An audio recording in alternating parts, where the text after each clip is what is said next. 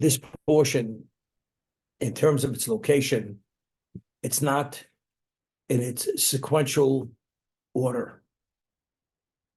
We were only given the task of building the Mishkan, which is the sanctuary for God to dwell in our midst, only after the sin of the golden calf. At this point, the Jews hadn't yet worshipped the golden calf. And as a result of the golden calf, what happened? Moshe was told by God when he was in heaven for 40 days and 40 nights, go down, your people have become corrupted. They're doing idolatry. He comes down with the first set of tablets. He sees the idolatry going on, the golden calf, takes the tablets, he smashes them at the foot of the mountain. And Moshe goes and does what he has to do. He destroys the golden calf. And the perpetrators were killed. But that's not to be discussed now. Now Moshe has to go back to God to supplicate him for forgiveness, because God says, I will destroy them for this transgression, idolatry. And ultimately, he came down the last 40 days with a new set of tablets. The Jews were forgiven. We reinstated. And the confirmation that we reinstated was that God gave us a second set of tablets with 10 commandments on them. And Moshe Rabbeinu says to the Jewish people, now you have an obligation to build a Mishkan, a sanctuary. What is the value of this Mishkan? That will be the medium for God to have a relationship with you. Because you were involved in idolatry until now, prior to this moment, you were at a level of holiness that God was able to dwell in your midst, directly in your midst. But because you became tainted with idolatry, to dwell directly in the midst, you're no longer qualified. But now it has to go through the medium, which is called the Mishkan. And God prescribes exactly what the Mishkan is all about. It has to be made of certain materials. It has to meet certain specifications. And if it's built as God prescribes it, that will be the domicile for God's presence in this world. Make for me the Migdash, the sanctuary, and I will dwell in your midst through the medium called the Mishkan. This is the background on this. Based on the reading so far, the Jews haven't yet worshipped the golden calf. That's a few readings into the future. But nevertheless, the Torah states it now. Now, it's interesting. What was the purpose of the Mishkan? The purpose of the Mishkan was to be the location for God's presence. And through that location, God will dwell in the midst of every Jew. Will have a relation with every Jew.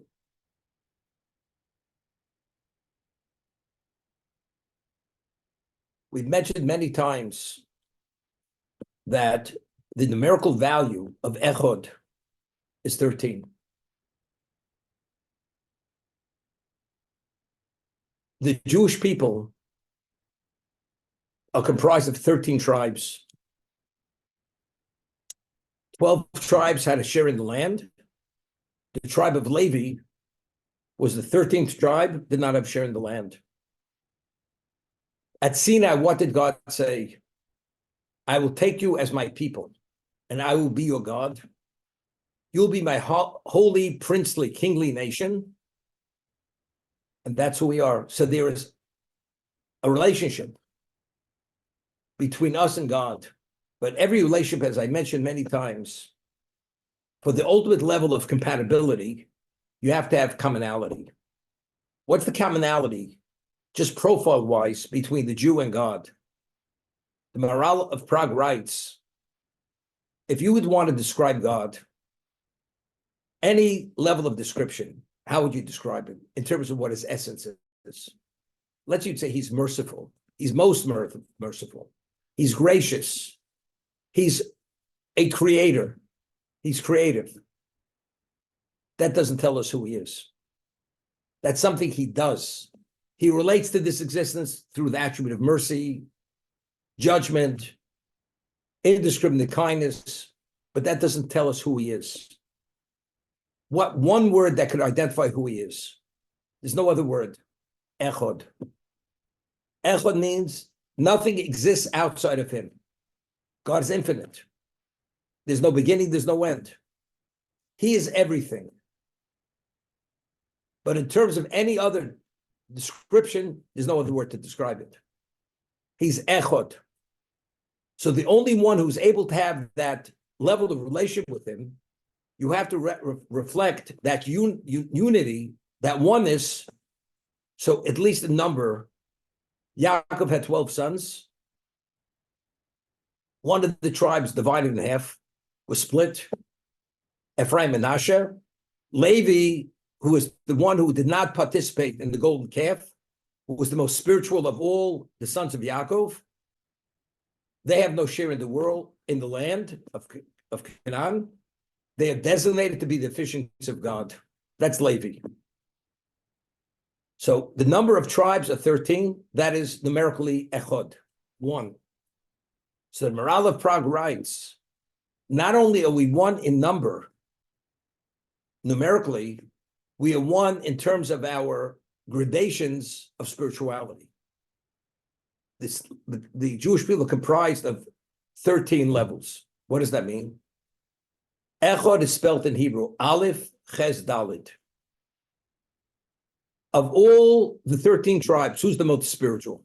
Who's on a pedestal unto itself? That's Levi. So Levi would be Aleph. Now we know that Yaakov had 4 wives, 2 are matriarchs, 2 are concubines. The primary children that were born to Yaakov were from the matriarchs. How many children were born from Rachel and Leah? 8. How many children were born from the concubines? 4. So not only are we 13 number, gradation-wise, we're Aleph, Ches, Dalet. Aleph is Levi, Ches 8, the sons of the matriarchs, and 4, the sons of the children of the concubines. So our totality at every level reflects the unity of God. That's the Maharal of Prague. Initially, before the sin of the golden calf, what was the intent of creation? God should dwell on the terrestrial or on the celestial. The original intent of creation was God should be associated with mankind on the terrestrial. Before Adam ate of the tree of knowledge, Adam was so pure, he had the quality, spiritual quality to have a relationship with God on the terrestrial level. When Adam ate of the tree of knowledge, which was good and evil, and God forewarned him not to eat, he putrefied himself and he putrefied existence.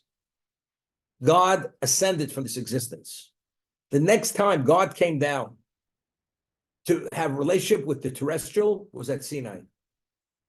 As it says, God brought heaven to earth. What happened? For 40 days.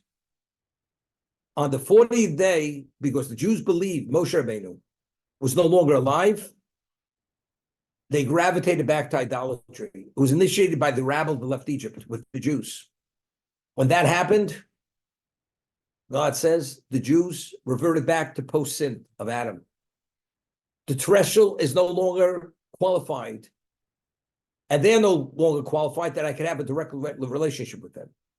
However, through a medium called Mishkan, the sanctuary, if they meet all the criteria of what it is, I will be able to be on the terrestrial, and that will be the medium for me to have a relationship with mankind, with the Jewish people, who are 13, who reflect the unity of God. This is the concept.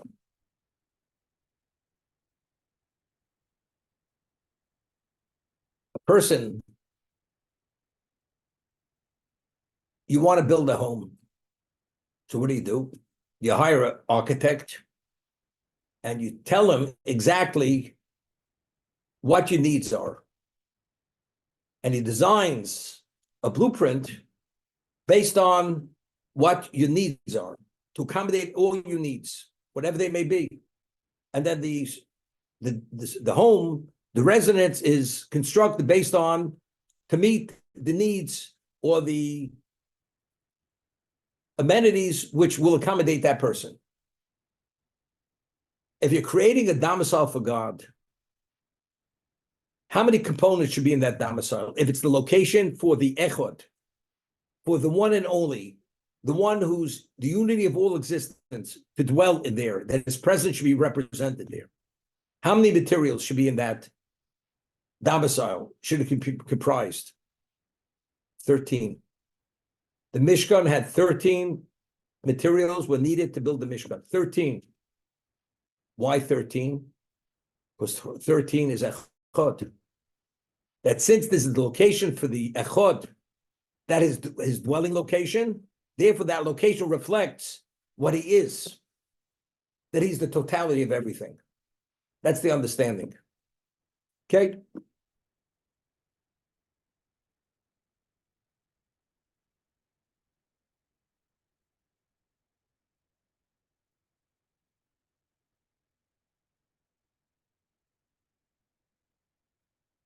We find the Midrash tells us that the Jews became wealthy at 3 junctures. We mentioned this. The first was at the time of the plague of blood, when all the water in Egypt turned to blood. No Egyptian had water to drink. The only way he would have water, he had to purchase the water from the Jew. If he paid for the water remained water. If you would not pay for the Jew for the water, even if initially it was water in the Jew's possession, as soon as the Egyptian took it, it immediately converted to blood. And the Medrash tells us a Jew is drinking water out of a receptacle, and he has a straw, and the Egyptian puts a straw in the same receptacle. The Egyptian draws blood out of that receptacle, and the Jew draws water out of the same receptacle. However, if the Egyptian pays for the water, it remains water. The Jews became phenomenally wealthy during this plague. The next juncture, they became very wealthy. That before we left Egypt, we were told by Moshe Rabbeinu, because this was the promise to Avram at the covenant between the parts, that before they leave Egypt, they will leave with great possessions, great wealth. And they were told to borrow from the masters klei chesed, klei zov, vessels made of silver and gold. All the personal effects of the Egyptians were taken by the Jews. We literally took everything, all their personal possessions, valuables we took, and we left Egypt. That's the second time we became wealthy. That was the second juncture, which is even more than the first. On the 7th day out of Egypt, we find ourselves caught between the Red Sea and the Egyptian army. And the Egyptian army, together with Paro, they're sworn to kill us all.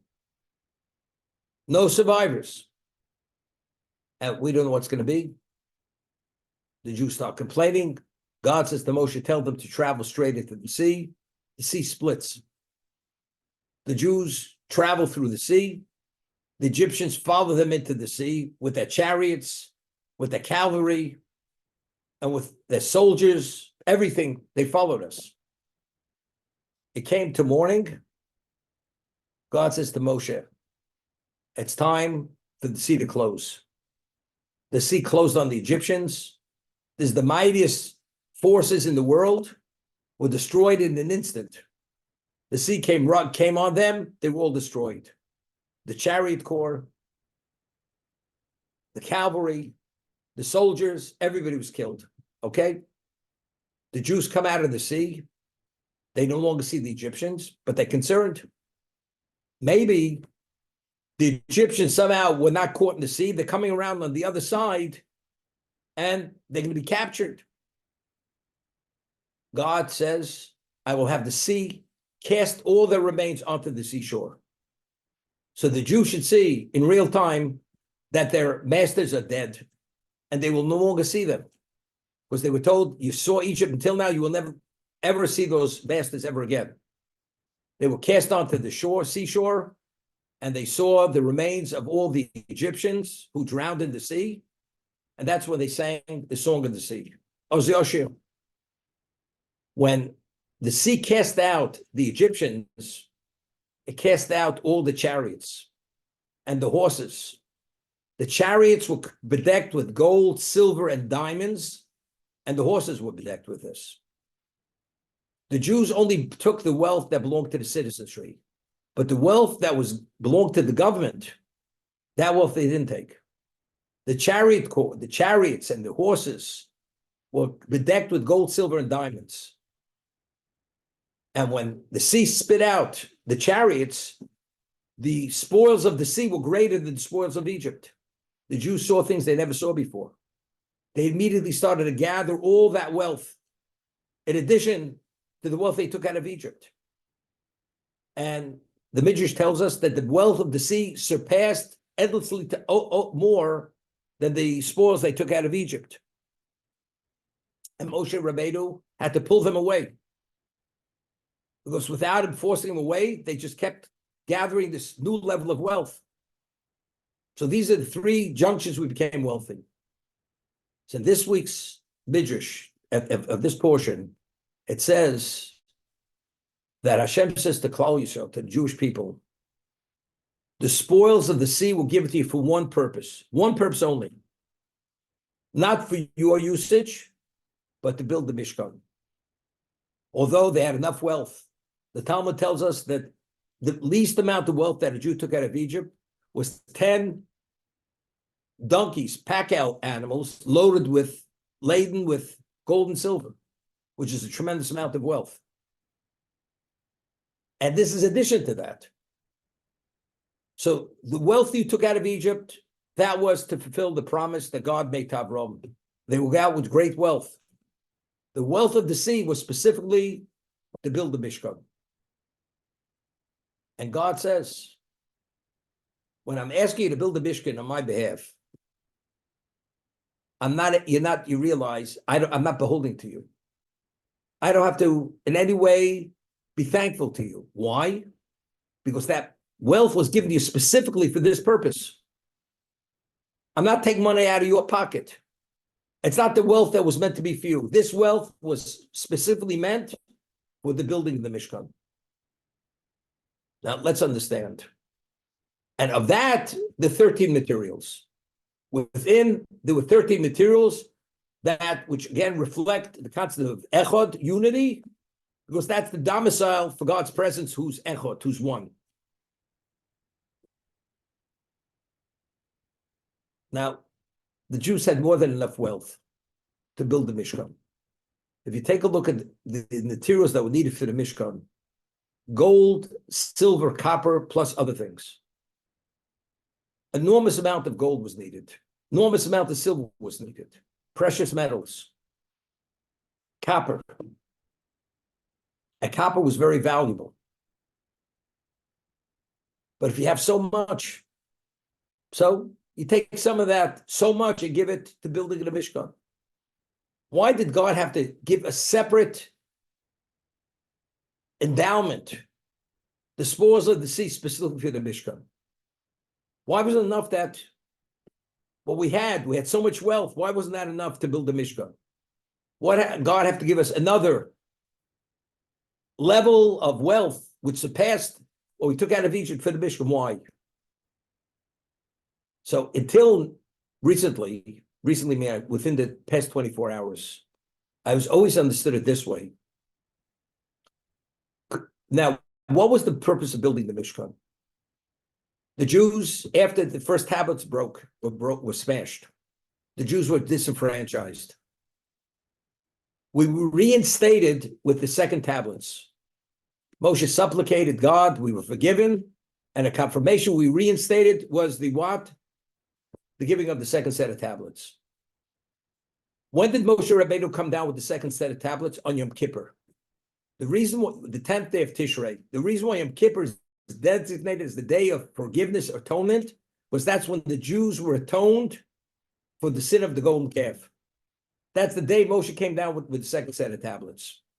Now Moshe says to them on the 11th day, now it's time for you to start building the Mishkan. And the Mishkan requires so many levels of material. And he went and delineated the materials that it needed, 13. And they built the Mishkan. They immediately gathered everything, all the materials in one day, enormous amount of wealth. And they built the Mishkan until Hanukkah. It was erected Nisan, the beginning of the second year. That was the inauguration of the Mishkan, a year after they had left Egypt. Now, what exactly is the purpose of the building of the Mishkan? God says, until now I dwelt in your midst, but because you became tainted through idolatry, you no longer qualify as should dwell directly in your midst. Therefore, I'm asking you to build the domicile, and through that, I will have a relationship with you. That will be the medium. That's the concept.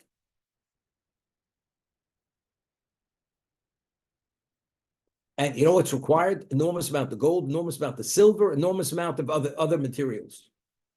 What would have been when Moshe Rabbeinu says to the Jewish people this? By the way, you have to build a Mishkan now.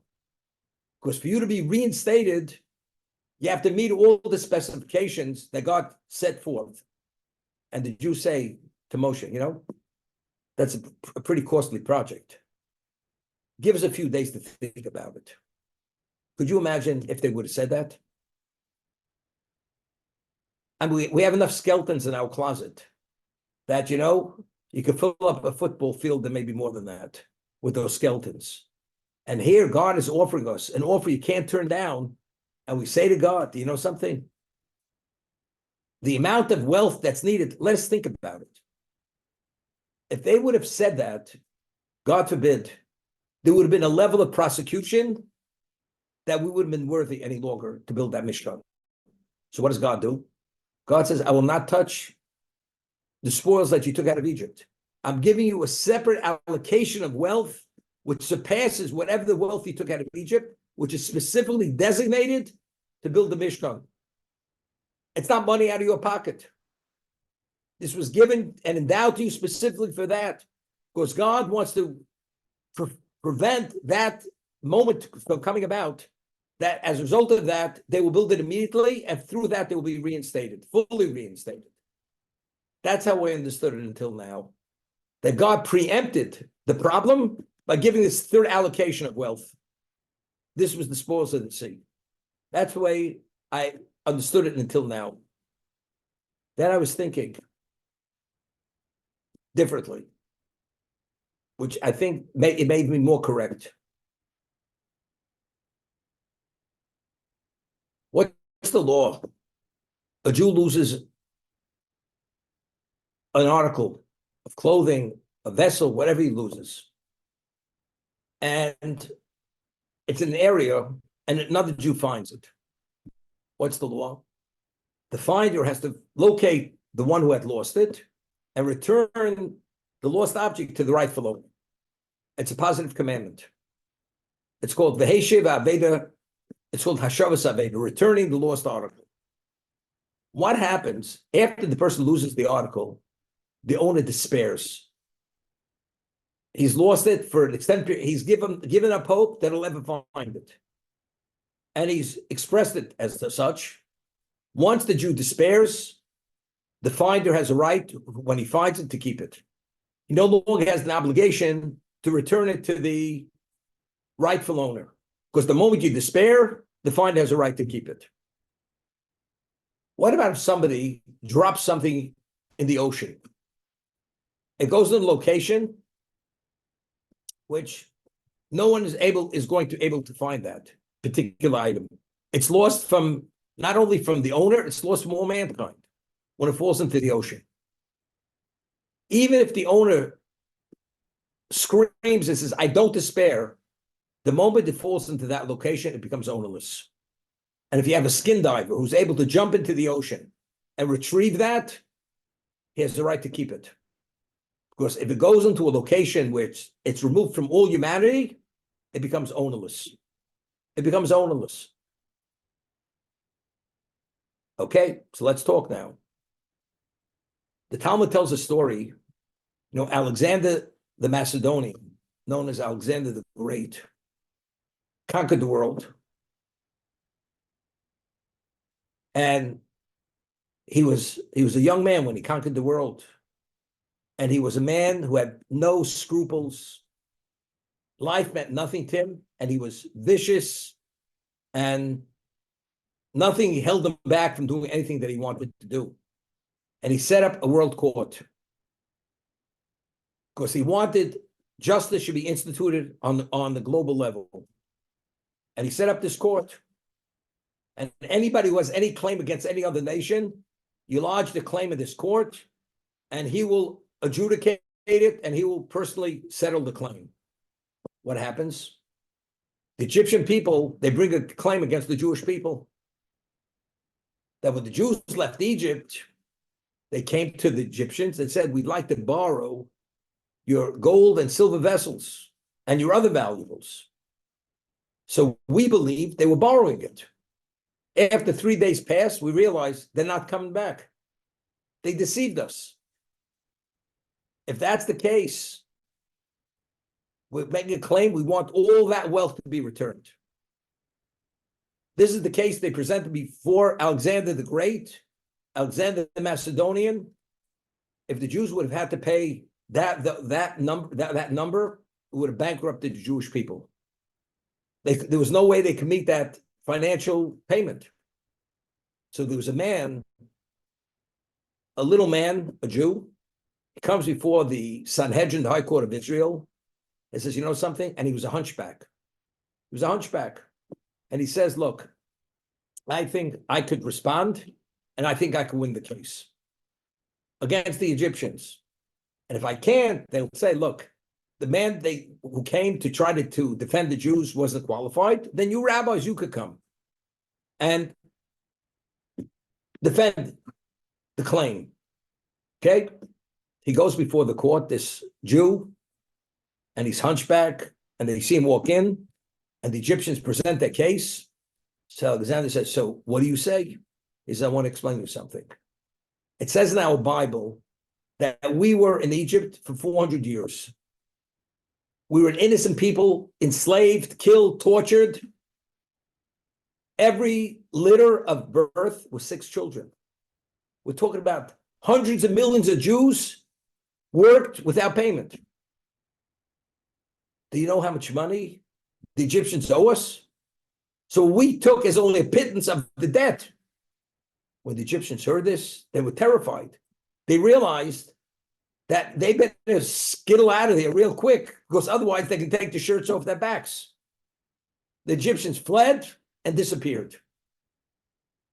And the Jews took over the fields that were ready for harvest of the Egyptians. So not only were they able to retain the original wealth, they even took over the properties that belonged to the Egyptians. That's the Gemara in Sanhedrin. But what does the world say? These Jews, they're a bunch of connivers. They say one thing and they do something else.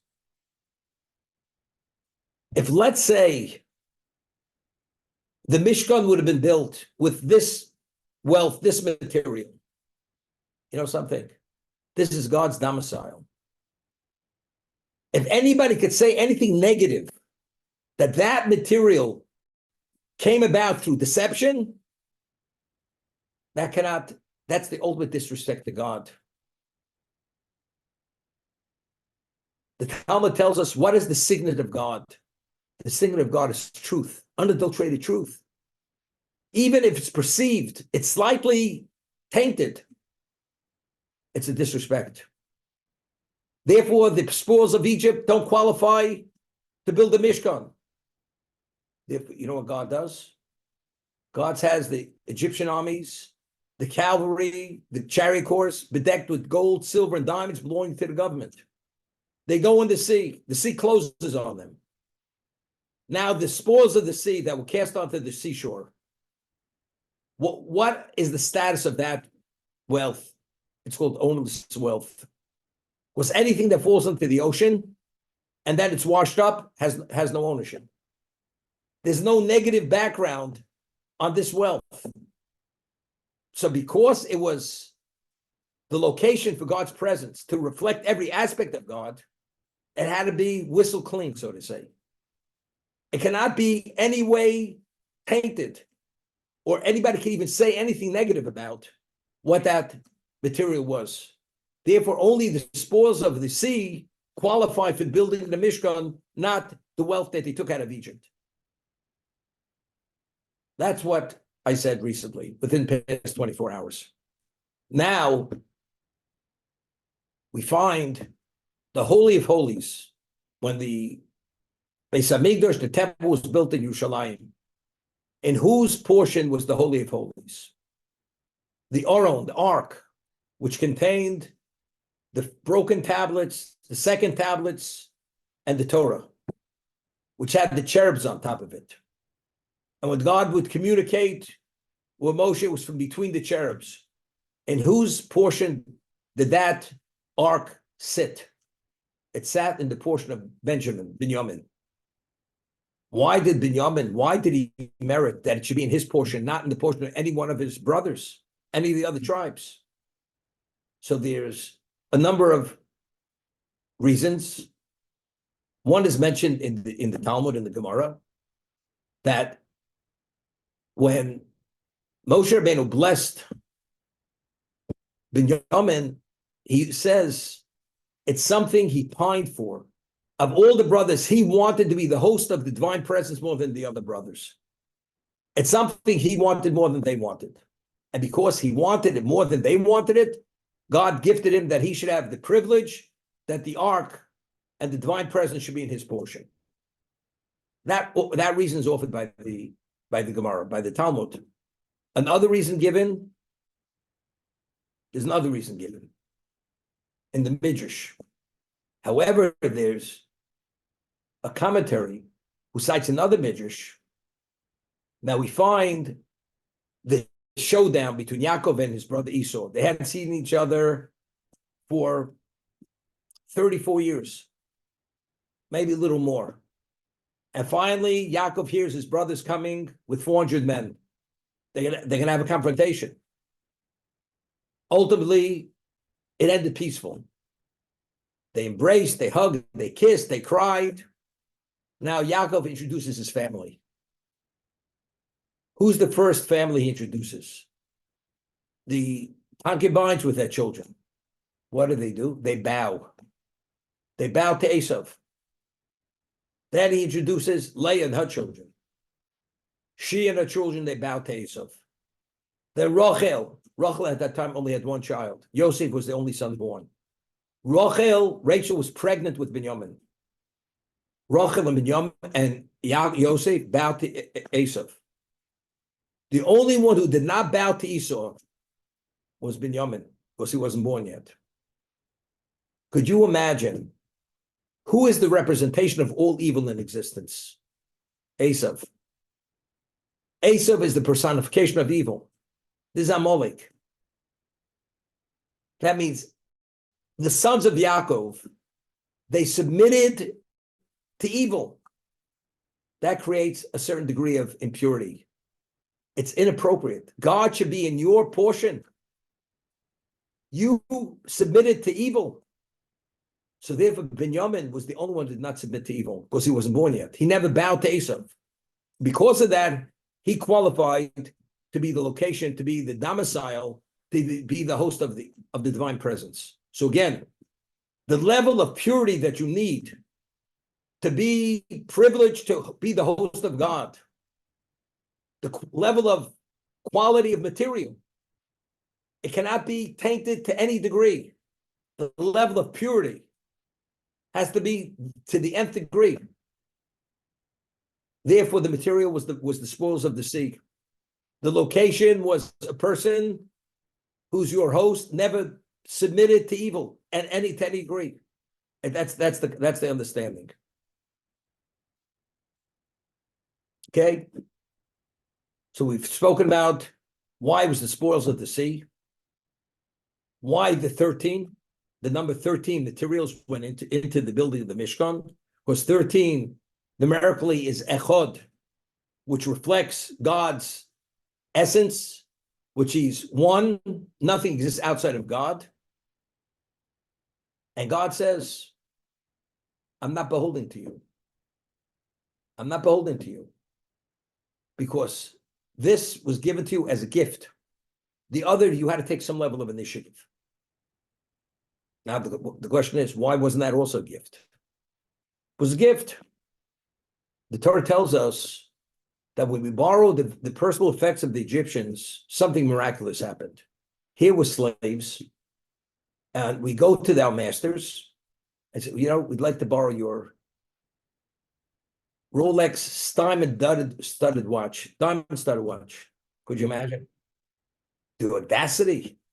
You lowly zero. You're asking me for my golden watch, my golden goblet, all my personal wealth.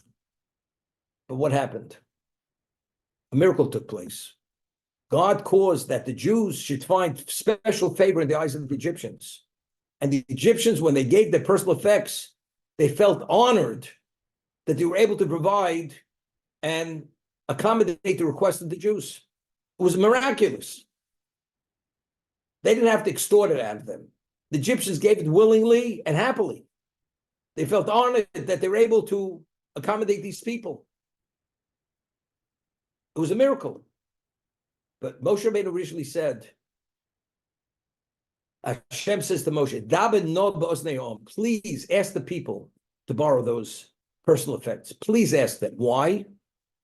Because I said to Avram, their founding patriarch, they will be afflicted, they will be enslaved, and then they will go out with tremendous wealth. If they don't take that wealth, Avram is going to have a claim against me. The first two parts of the decree was fulfilled, but the closing was not. So please ask them to borrow. Now, it wasn't so easy. There was a degree of sacrifice. The Jews, and that's what he says, please ask. Do you know what it means to go and ask your master for his most valuable personal effects? As they say in English, you got to have guts. You got to have more than guts. You have to have a level of brazenness not to be believed. You have to have almost like that. You have no shame. How do you ask for such a thing? Because at that moment, they didn't know that God would perform a miracle, that they're going to be seen, they're going to find special favor in the eyes of the Egyptians. They didn't know it. So the Jews themselves sacrificed to fulfill the word of God. So therefore, as a result of that, God says, if I'm asking, give that I'm beholding to you. Because you did something for me, therefore I owe it to you. The spoils of the sea, they did nothing for God. That was a gift that just arrived on the seashore. The sea spit out the remains of the Egyptians with the chariots and the horses, which were bedecked with gold and diamonds. God says, when I'm asking you this was given you specifically the building in the Mishkan, I owe you nothing. There's no level of beholdenness to you. If I would have asked you to take from the spoils of Egypt, then you'd say, I owe it to you. As much as I have, but you know something, because this cost us a pound of flesh. We had to put ourselves in this precarious position to ask. Dabir no. Or according to the Sepharno, the Jews understood that if they would borrow, and then the Egyptians realized that they're not coming back, they're going to pursue them. So the Jews said, what do we need it for? Let us forego the wealth and leave, and they'll leave us alone. So the Jews, for the sake that God is going to drown the Egyptians, which was measure for measure, because originally, why did the Egyptians drown the Jews in water? Because the Egyptians said, the Jewish God, when he punishes, it's always measure for measure. So if we kill them by fire, he'll kill us by fire. We kill them by sword, he'll kill us by sword. But if we drown them by water, we've tied God's hands, because God made a covenant with existence after the great flood. He will never bring a great flood upon the world again. God says, not a problem. I will not bring a flood to Egypt, but you people are going to the sea. Now, how do you get the Egyptians into the sea? Very simple. You tell the Jews, borrow the personal effects, and say borrow, not for keeps. And then when they realize they were duped, they're going to pursue the Jews.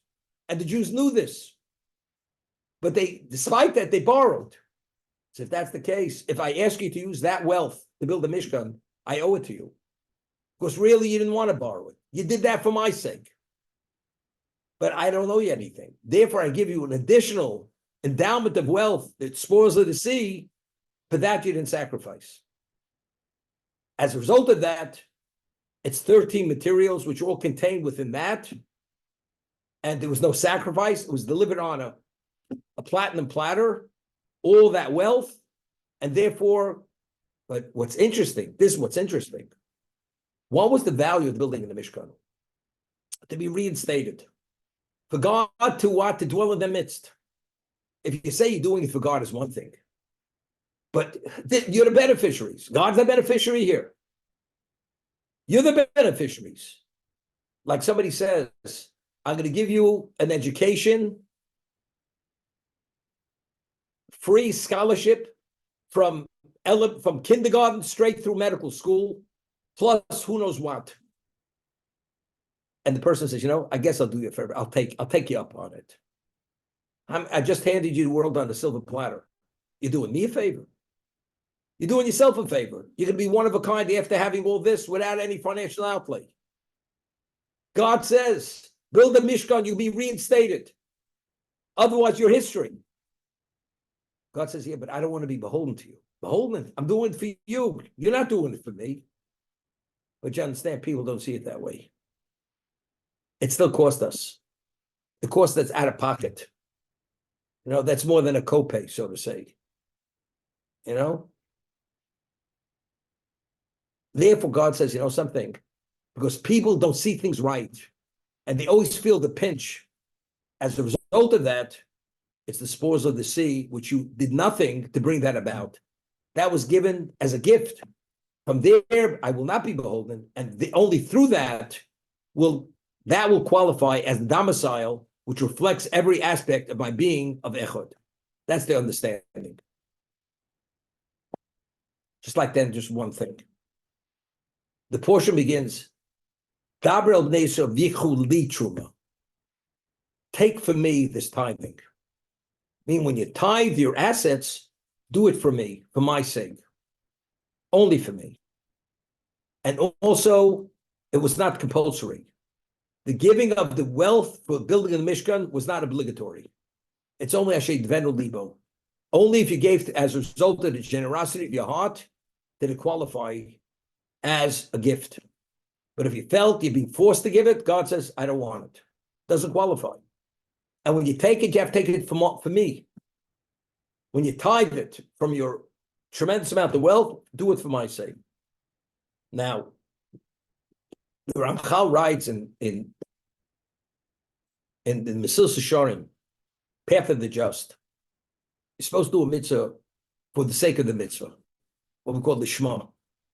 If a person does a mitzvah to have a share in the world to come, is that called Lishma? So he says that's Lishma. That's called you do it because God wants you to have a share in the world to come. You met the challenge to have a share in the world to come. Not a problem. But that's not the ultimate level of Lishma. The ultimate level of Lishma, do it for the right reason, is that you feel privileged, even if I wouldn't be a beneficiary of receiving anything, that I esteem or review to such a degree that I feel privileged that what I receive is that I have the opportunity to serve the ultimate master. That's the ultimate level. That's the ultimate level. When you take this wealth, do it for me. Do it for me. Not for yourselves, do it for me. When you do at that level, then you're finally coming to recognition what it's all about. It's not you, it's me. And if it's me and not you, then it's only you and not me. That's why it had to be v'chuli truma. It doesn't say just give a tithe and give it to the building of the Mishkan. When you take it, regardless of what it is, you're doing it. But when do you give away that kind of wealth? Because if you esteem God to that degree, no matter what you give away, it's a pittance.